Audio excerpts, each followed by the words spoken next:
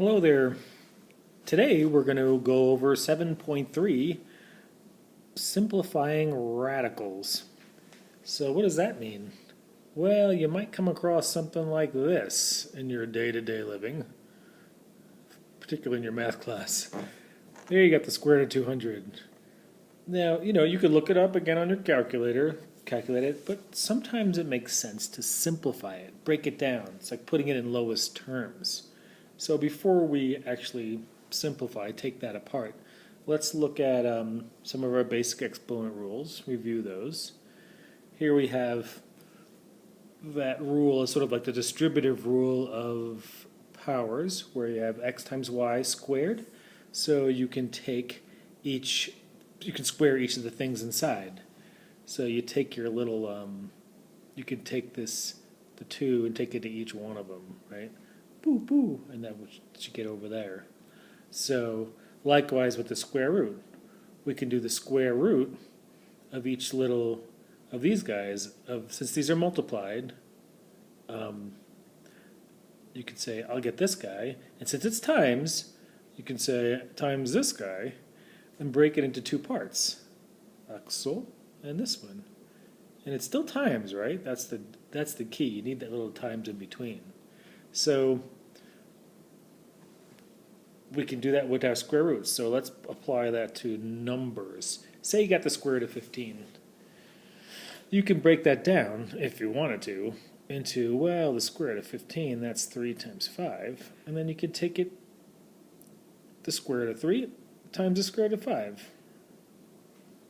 It's just like breaking it into parts.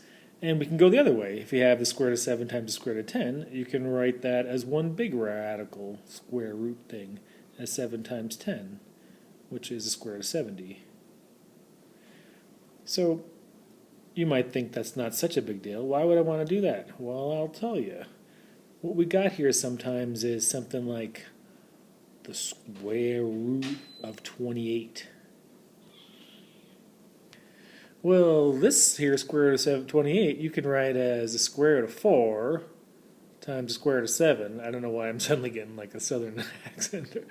But why you might want to do that is, as you can see, well, we know what the square root of 4 is. It's 2 times the square root of 7. So look how you write it. You just write 2 radical 7s, you can say, if you're cool. So that's a thing. And it can also happen with x's, too, So if you got a problem like this, we can break it down to x to the 4th, square root of x to the 4th times square root of y to the 6th. As long as stuff's being multiplied inside, we can always do this. Now, how do you do the square root of x to the 4th? Again, if you think radicals, because that's really x to the 4th to the half, if you remember this. Again, just take half of the 4. You get 4 halves, or x squared. Likewise, y to the 6th to the half is y to the 3rd, for sure. Cool, McCool.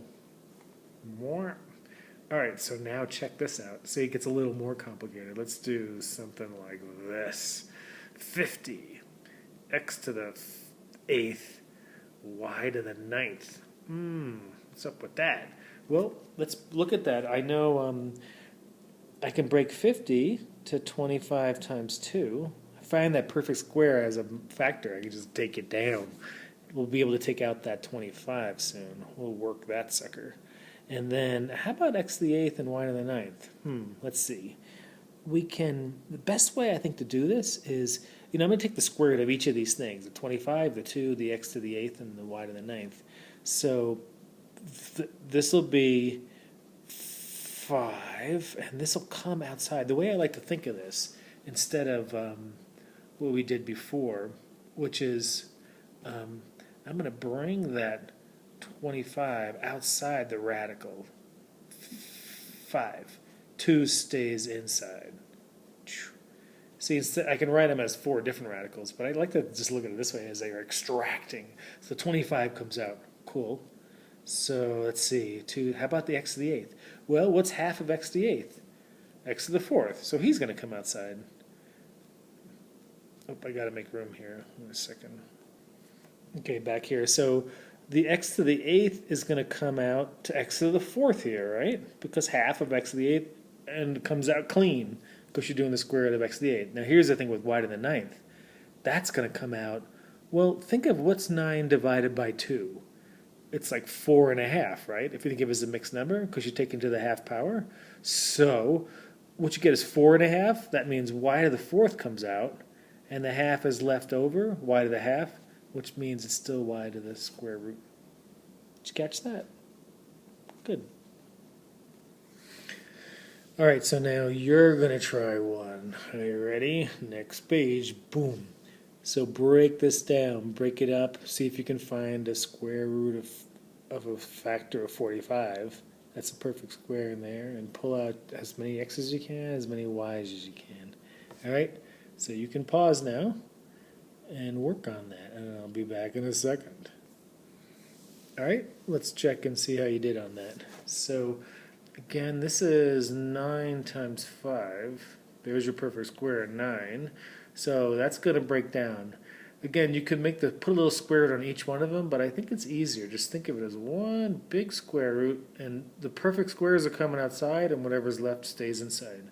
So the 9's coming out, and he becomes 3. Okay? And the 5 stays inside.